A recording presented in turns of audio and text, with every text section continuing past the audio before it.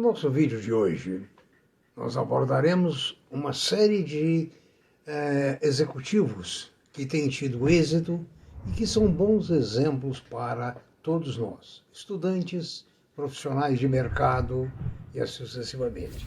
Também abordaremos, como sempre, uma série de assuntos.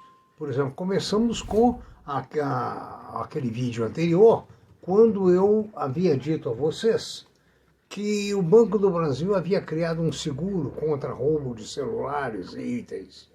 Aí eu me lembrei muito que o mês passado eu estava na Irlanda, e a Irlanda, tanto do norte como do sul, não tem muros, não tem cercas, não tem aqueles arames farpados, como nós temos nas nossas casas, que parece mais a Gestapo. Né? Não tem aquele problema do motoqueiro assaltar alguém na rua, roubar o celular e etc. Então esse seguro não seria vendido na Irlanda, ou seja, lá não há a necessidade. Nós falamos no vídeo passado sobre a BlackRock. Vocês lembram muito bem que falamos que é uma das maiores empresas, se não for a maior do mundo, e que controla inclusive governos, controla a economia de uma forma absurda, ou seja, ela tem trilhões de dólares em patrimônio. E o Fink, Lawrence Douglas Fink, nasceu em 1952, é um dos fundadores, é um bilionário e é um dos fundadores da BlackRock. Ele foi chairman de diversas empresas, inclusive em 2008, ele teve uma participação muito grande junto ao governo no saneamento dos problemas da crise de 2008, que afetou demais o mundo e especialmente os Estados Unidos. Hoje ele está no maior, na maior cargo de gerencial de patrimônio do mundo. A fortuna pessoal dele é estimada em 1 bilhão, acima de 1 bilhão de dólares, pela Forbes Magazine. Então veja bem o poder desse homem, a consequência do sucesso dele como executivo, que trabalhando em diversas companhias, e inclusive no governo Obama, chegou a presidente, a Chief Executive Officer da BlackRock. Hoje, além disso, ele é membro do conselho de diversas entidades importantes, inclusive do World Economic Forum, o Council of Foreign Relations, por exemplo. Então, é uma pessoa, digamos assim, dinâmica que como qualquer um pode chegar. Porque, veja bem, ele nasceu em 1952 de uma família de judeus na Califórnia. A mãe dele era uma professora e o pai tinha uma loja de calçados.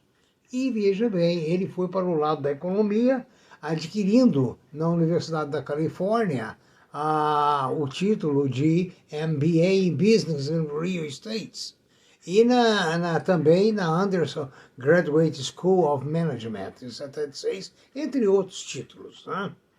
Então ele começou a carreira dele no First Boston, em Nova York mesmo. E assim ele foi galgando diversos postos até chegar a esse ponto. Quando a empresa dele teve perdas, isso representou para o Obama um estímulo para trazê-lo para o governo. Então, o Larry Fink realmente se despontou totalmente dentro do meio econômico, inclusive com influência na New York Stock Exchange. E veja bem que esse homem hoje controla, conforme eu disse a vocês, junto com o Fundo Soberano de Singapura, o Fundo Soberano da Dinamarca, o Fundo Árabe, ele é digamos assim, um dos 4, 5 ou 6 maiores executivos do mundo. Ou seja, você também pode chegar lá. Pode, qualquer um pode, porque depende, logicamente, conforme um amigo meu dizia, um pouco de sorte. Mas o que acontece é que a competência é a que vai decidir. E falando também, continuando, falando em competência, saindo da questão do Larry Fink, Né?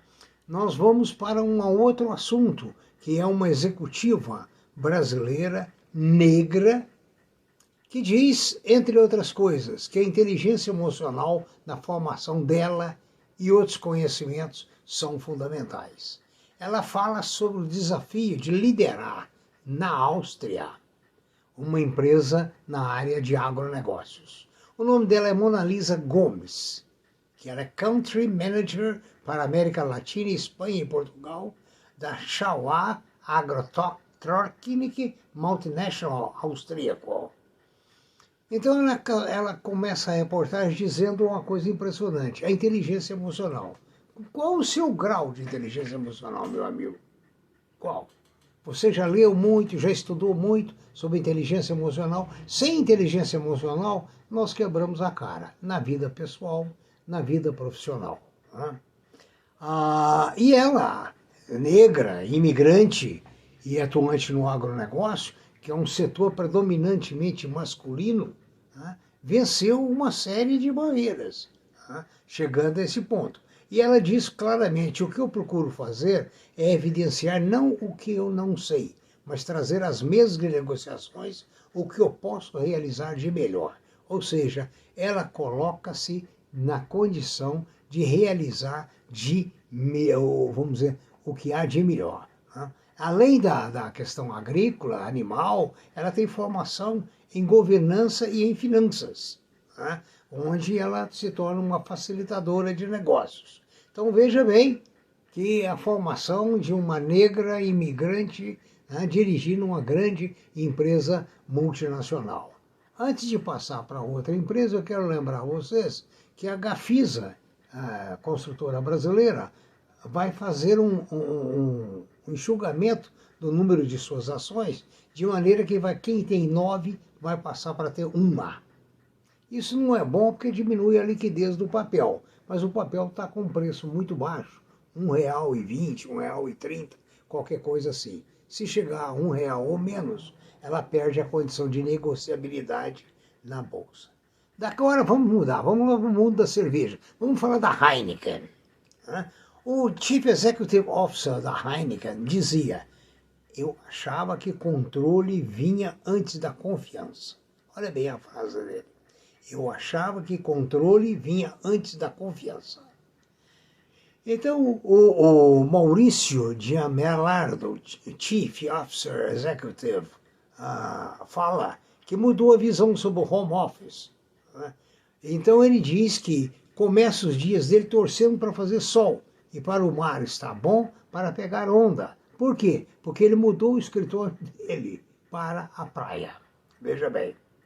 E com isso, a rotina dele entrou em outro ritmo. Enquanto ele não acreditava anteriormente no home office, o trabalho à distância, ele passou a comandar a Operação Brasileira desde 2019 e ele comanda 14 mil funcionários da Heineken. Olha que interessante, né?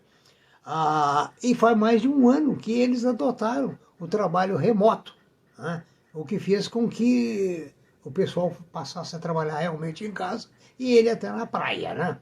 E ele diz que é importante a convivência, sem dúvida nenhuma, mas ele preferiu achar melhor a convivência fazendo aquelas festinhas, reunindo a turma, uma cerveja e etc. E com uma condição, ele acha que só deve comparecer quem vai falar, quem tem alguma coisa para trazer. Se não tiver, não deve nem comparecer à reunião. Isso é tal nível de liberdade que ele coloca, né? Essa situação começou no início da pandemia. Com isso, eles fecharam 2 ou 3 andares em São Paulo, reestruturaram o escritório de Itu, no interior de São Paulo, né? E outra coisa foi repreparar os centros de distribuição no país, né? Segundo ele afirma. E para ele, a grande vantagem do home office é evitar deslocamentos, né? Então, hoje, do lote de funcionários, 4 mil trabalham em home office, né? Ele concedeu uma verba anual para as pessoas cuidarem da casa, financiou cadeiras, computadores e outras coisas. Ele acha que o modelo não está perfeito, mas está 70% ideal, né? o que já é uma grande coisa, sem dúvida nenhuma. Né? Depois, ele diz o seguinte, essas reuniões devem servir para, na realidade, confraternização entre o grupo, almoço, janta, coisas assim, né? Mas mantendo exatamente as atividades entre as 5 e 8 horas da noite, as celebrações, certo? E nunca em fim de semana. Né? Agora passamos para um outro assunto, que é o IRB, o Instituto de Resseguros do Brasil.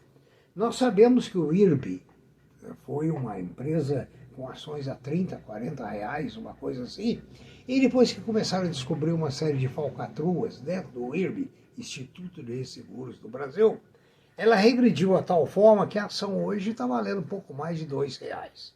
E ela está fazendo uma chamada de capital. Você vai decidir se você vai comprar o seu lote de ações, se te interessa ou não. A opinião dos técnicos é que você deve vender a ação. Essa empresa, se tiver recuperação, vamos dizer, será a longo prazo. O último preço dela foi a 2,01 por ação. Né? Agora, interessante. Alguns anos atrás eu tive uma dificuldade muito grande em criar um curso de agronegócio na Universidade de Franca. Pouca gente acreditava no agro, na primeiro decênio desse milênio, 2000 e pouco.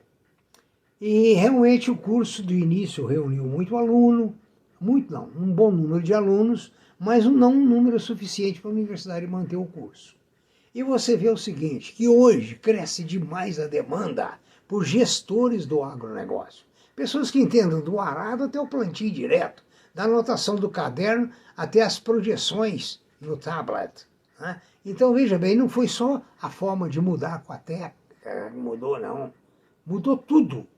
A negociação. Eu sempre dizia ao pessoal, o controle da sua produção, da sua comercialização, hoje está interligada com o mundo. Então, se você vai plantar arroz, você precisa ver os estoques no Vietnã, os estoques em Chicago, os estoques do mundo, os estoques no Brasil.